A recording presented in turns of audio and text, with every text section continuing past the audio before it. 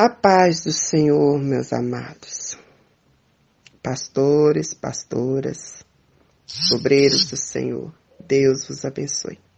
Aqui quem vos fala mais uma vez, pastora Romênia, do setor da Vila Bandeirante,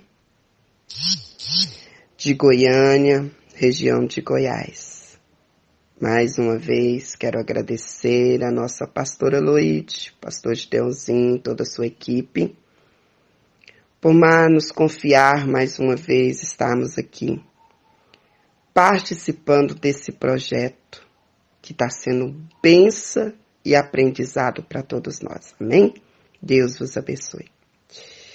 E hoje nós estaremos adentrando o capítulo 17, aonde mais uma vez nós vamos nos deparar com o povo de Deus em sua jornada pelo deserto de Sim. Eles encontram um lugar chamado Réfete. E ali eles acampam. Só que ao observar o local, era um local rochoso, onde não havia água. Ao acamparem ali, ao chegarem ali, creio que pela caminhada, a Bíblia não relata quanto tempo eles caminharam, quantos dias eles estavam caminhando, mas eles estavam ali com sede e creio também que cansados, né? E nós vamos ver aqui, amados, mais uma vez, nesse relato, o povo contendendo com Moisés. Mais uma vez o povo murmurando e reclamando do lugar que eles estavam, da situação em que eles estavam. E, amado, nós vamos ver desse versículo 1 ao 7. Um povo reclamam, mas que nós vamos tirar uma lição muito grande dentro disso. E eu quero compartilhar com os irmãos algo que o Espírito Santo me deu ao estar explanando essa palavra para vocês nesse momento. Mas nós vamos estar lendo aqui em nome do Senhor Jesus. Versículo 1 diz assim: Depois toda a congregação dos filhos de Israel partiu do deserto de Sim pelas suas jornadas, segundo o mandamento do Senhor. Não nos esquecemos, amados, que tudo, desde a saída do Egito, a cada lugar que eles passavam, eles estavam sob a direção de Deus, sendo guiados por Deus, através do seu líder Moisés, o homem a qual Deus levantou por causa dos pedidos deles, por causa do clamor deles, enquanto eles estavam ali no Egito, por 430 anos sendo escravos. Eles clamaram por liberdade, pedindo a Deus que os libertasse daquela vida, que Deus os libertasse da escravidão. E Deus ouviu o clamor deles, e Deus levantou Moisés para ser o libertador. Moisés foi direcionado por Deus, o porta-voz de Deus. E Moisés tirou aquele povo ali do Egito.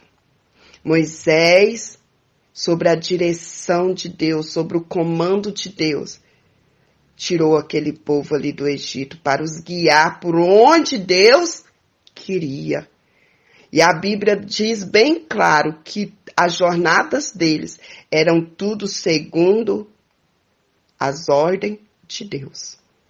Moisés não fazia nada sem antes ele buscar a direção de Deus, sem antes falar com Deus. E tudo ali, amados, que estava acontecendo, era sobre a direção de Deus.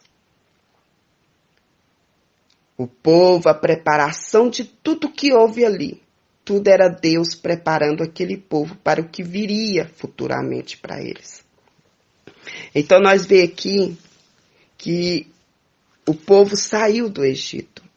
Entrou 70 pessoas e saíram só de homens 600 mil, né? Fora mulheres e crianças que não entrou na contagem. Então eram milhares de pessoas que saíram do Egito. O Egito teve uma perda muito grande de serviços braçais, de servos, de escravos. Foi uma perda enorme. Eles só não perderam o exército deles todo, como o rei perdeu, o faraó perdeu tudo, né? O Egito caiu em decadência, porque agora quem seriam os escravos ali seriam os próprios egípcios. Eles teriam que aprender, né? Mas o Senhor vem trazendo essa palavra para nós nesse dia, essa leitura bíblica.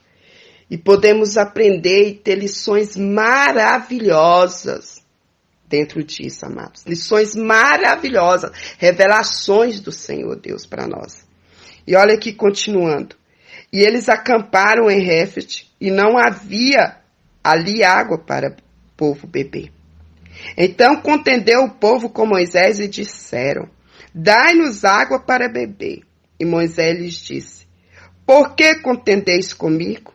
Por que tentais ao Senhor? Tendo, pois, ali o povo sede de água, o povo murmurou contra Moisés e disse: por que nos fizeste subir do Egito para nos matares de sede, a nós e aos nossos filhos e ao nosso gado? Amados, eu quero trazer para nós nessa leitura, nesse estudo, algo muito importante. Aqui, o povo, sempre passando por alguma necessidade, e sempre, na primeira oportunidade que tinha, eles lembravam do Egito. Isso mostra que muitos deles estavam ali, naquela trajetória, estavam ali sob o comando de Deus, sob a direção de Deus, sendo levados à terra prometida, a qual Deus tinha prometido para eles. Foram libertos do Egito, da escravidão, que eles mesmos pediram, clamaram ao Senhor que os libertasse. Mas na primeira dificuldade deles, eles tinham, vamos dizer assim, o prazer de abrir a boca e dizer para Moisés. Era como se eles estivessem jogando na cara de Moisés e mesmo na cara de Deus. Vamos ser reais? Porque é assim que a Bíblia deixa bem clara. Porque Moisés disse, vocês não contendem comigo, vocês estão contendendo com Deus, vocês estão tentando a Deus. Quando vocês falam dessa maneira, vocês estão tentando o Senhor. Se vocês estão aqui, foi a vontade de vocês que foi feita. Vocês não pediram para ser libertos do Egito, serem tirados do Egito, serem libertos da escravidão. Deus assim está fazendo. Ei, Deus vai nos levar para uma terra boa, mas precisamos primeiro sermos preparados. Era como se Moisés estivesse querendo trazer essa mensagem àquele povo. Mas na primeira oportunidade o povo se lembrava do Egito, o povo lembrava das águas do Egito, o povo lembrava da comida do Egito. O coração do povo estava no Egito. Muitos deles, a maioria deles, o coração deles estava no Egito, amados. Isso é para nós pararmos e pensarmos e analisarmos a situação desse povo, não para julgar a maneira que eles faziam, mas para nós trazer para nós hoje, para as nossas vidas hoje. Continuando. Versículo 4. E clamou Moisés ao Senhor, dizendo: que farei a este povo? Daqui a pouco me apedrejarão. Então disse o Senhor a Moisés: passa diante do povo e toma contigo algum dos anciões de Israel. E toma na tua mão a tua vara, com que feriste o rio, e vai. E eis que eu estarei ali diante de ti sobre a rocha, em Horebe. E tu ferirás a rocha, e dela sairão águas, e o povo beberá. E Moisés assim o fez diante dos olhos dos anciões de Israel. Aleluia. Glória a Deus. Aleluia. Amados, nós vemos aqui um povo reclamando, murmurando. E eu posso tirar algumas lições desses versículos.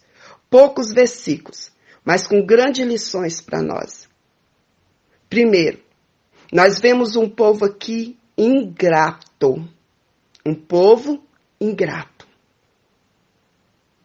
Porque Deus não é Deus de confusão.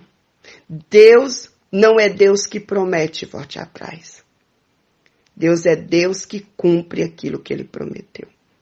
E se Ele tirou aquele povo do Egito e estava ordenando a forma como eles deviam caminhar, a trajetória deles, Deus estava cuidando. Houve um momento em que eles chegaram no lugar chamado Mara, que as águas eram amargas. O que Deus fez? Deus tornou elas doces. E eles pôde saciar a sua sede. Depois vemos eles saindo de Eli, chegando ao deserto de Sim.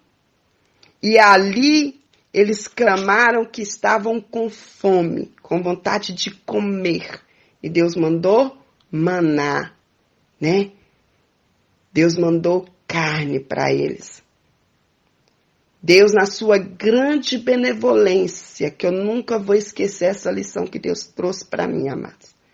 A grande bondade do Senhor, o grande bem que o Senhor tem feito, mesmo o povo murmurando, mesmo o povo sendo ingrato. Deus, com seu grande bem, cuidou daquele povo. Deus deu o que o povo estava querendo, o que o povo estava desejando.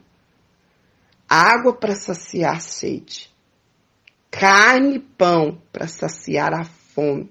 Para dar sustância no corpo, para que eles pudessem caminhar mais. Mas sabe qual a lição que eu tiro disso, irmãos? É ver a ingratidão daquele povo. E eu pude observar nesses versículos que em nenhum momento você vê, desde o começo da caminhada deles, até aqui aonde nós estamos, nenhum momento você vê aquele povo falando com Moisés. Moisés, agora que Deus nos respondeu, agora que estamos, graças a Deus, não estamos com sede mais, estamos renovadas as nossas forças, não estamos com fome, estamos fartos, estamos fortes. Agora vamos prestar um culto a Deus. Vamos adorar a Deus, Moisés. Moisés, levanta o altar aí, vamos adorar a Deus. Você não vê, momento algum, nenhum deles tomando essa posição. Era como, amados, o que eu observo, era como se eles estivessem dizendo assim: Deus não está fazendo mais do que a obrigação dele. Ele nos tirou lá do Egito, lá nós tínhamos que comer, lá nós tínhamos que beber. Nos está trazendo por esse deserto, então não é mais do que a obrigação dele, de Moisés, de nos dar o que comer e o que beber. É assim que eu observo alguns pensamentos de algum deles. Não digo todos, mas algum deles pensavam assim. Estavam com seu coração ainda amarrado pelo Egito. Mas eles se esqueciam, amado, que se eles estavam ali, foi porque eles clamaram a Deus, pedindo a Deus que os libertasse do domínio de Faraó, da escravidão do Egito. Eles esqueciam muito fácil das maravilhas que eles tinham feito. Se Deus fez aquilo lá no Egito, por amor a eles, e os guardou para trazer libertação para eles, o que Deus não faria com o povo dele, amados? Independente se fosse deserto ou não.